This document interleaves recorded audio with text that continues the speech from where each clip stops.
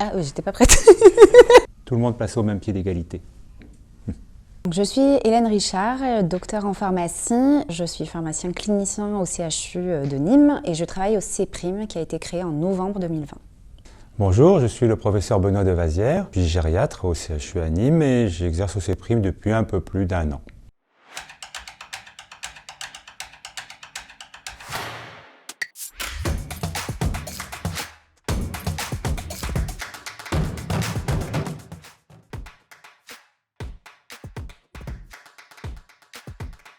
Le CEPRIM, c'est une structure qui est unique en France. C'est l'acronyme de Centre d'évaluation et de prévention du risque iatrogène médicamenteux. C'est un service qui est intégré au CHU de Nîmes. C'est grâce à l'instruction DGOS de septembre 2020 sur la gradation des prises en charge ambulatoires qu'il a vu le jour sous forme d'hospitalisation de jour.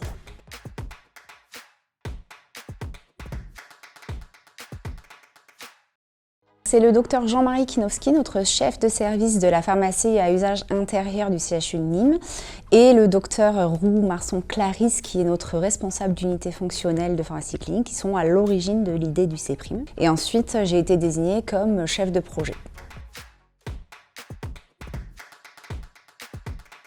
La iatrogénie médicamenteuse est un réel problème de santé publique. On peut considérer que presque une personne sur 3 âgée pose un problème d'observance, de tolérance et à terme même d'effets secondaires graves de certains médicaments.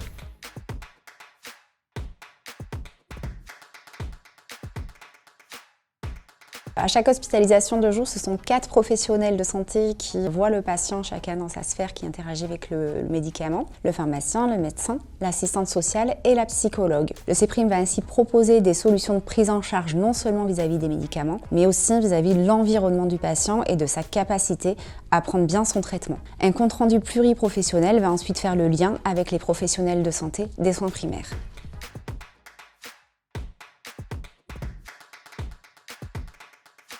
Le patient va être examiné par une équipe pluriprofessionnelle. Au terme de cette évaluation, il va être mieux cadré dans sa prise en charge, dans ses horaires de prise, il va mieux comprendre sa thérapeutique, il va être en fait un vrai acteur de son traitement. Il a un organigramme proposé par le pharmacien et surtout, il va être vu par la psychologue et l'assistante sociale qui vont pouvoir intégrer le patient dans son mode de vie, dans son univers que nous, souvent, médecins, pharmaciens, nous ne voyons pas. Et puis souvent, la psychologue vient et nous dit « mais là, il est très anxieux, là, il a un état dépressif grave » qu'on n'avait parfois pas vu du tout pendant la consultation. Sans compter le pharmacien qui, lui, va interroger la base de données et va me dire « mais attention, il n'a pas commandé, il n'a pas été acheter ses médicaments, par exemple, sur le logiciel Amélie ». Donc, le fait de travailler en pluriprofessionnel nous apporte vraiment beaucoup.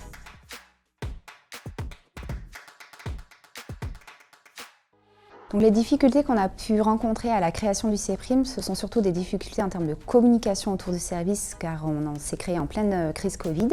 Et la deuxième, c'est surtout le recrutement, puisque actuellement nos patients sont recrutés par nos médecins et pharmaciens intramuros, alors qu'on est plus voué à recevoir des patients ambulatoires. Ceci vient du fait que la culture autour de l'iatrogénie médicamenteuse du grand public est largement méconnue et largement aussi sous-estimée. Une acculturation autour du risque iatrogène médicamenteux est nécessaire auprès du grand public et aussi des professionnels de santé pour pouvoir améliorer ce recrutement.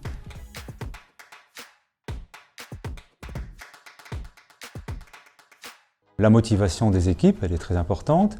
Un lieu commun, c'est important, ni trop grand ni trop petit pour pouvoir avoir de la convivialité. Je dirais également le choix des intervenants, il faut peut-être choisir des soignants qui ont de la bouteille, qui ont un peu d'expérience. Parce que nous voyons des patients, d'un point de vue médical en tout cas, qui ont un diabète, une hypertension, une insuffisance rénale, une insuffisance cardiaque, qui ont 15 ou 20 médicaments, il faut quand même une certaine expérience de polyvalence.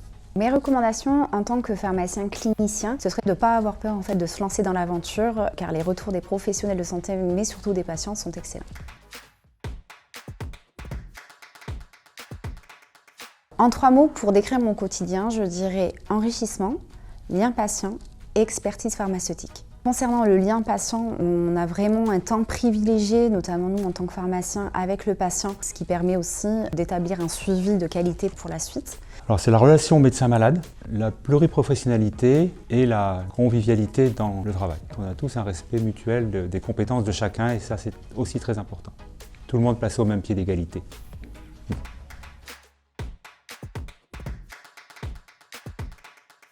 C'est une excellente initiative qu'ont pris nos collègues nîmois. Cette mise en place de cette structure est essentielle pour la prévention et la prise en charge de l'hétérogénie médicamenteuse. Et c'est un modèle hospitalier qui finalement est valorisé et rentable pour l'établissement qui l'a mis en œuvre. Et pour le système de santé global en général, puisqu'on sait que la iatrogénie, malheureusement, coûte beaucoup d'argent au système de santé. Ça devrait être une tendance et ça devrait être même un modèle à développer sur tout le territoire pour prendre en charge l'iatrogénie médicamenteuse des patients qui en ont le plus besoin. En 3 mots, je dirais structurant, efficient et collaboratif.